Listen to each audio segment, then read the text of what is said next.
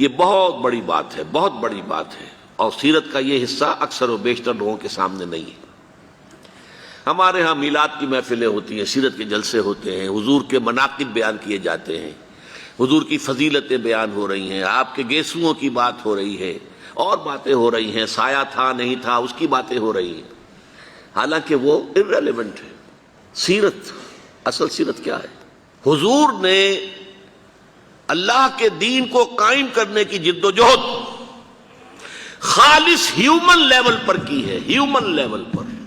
اس میں معجزات کا عمل دخل نہ ہونے کے برابر ہے۔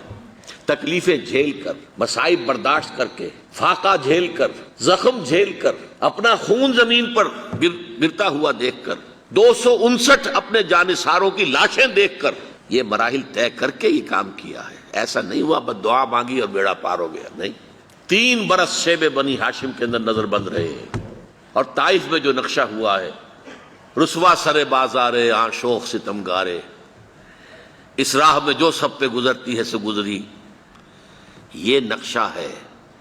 محمد عربی ہیں، سید المرسلین، محبوب رب العالمین، سید الاولین والآخرین، اور یہ نقشہ ہے، یہ ہے سیرت۔ یہ کوئی بیان نہیں کرتا، کوئی بیان نہیں۔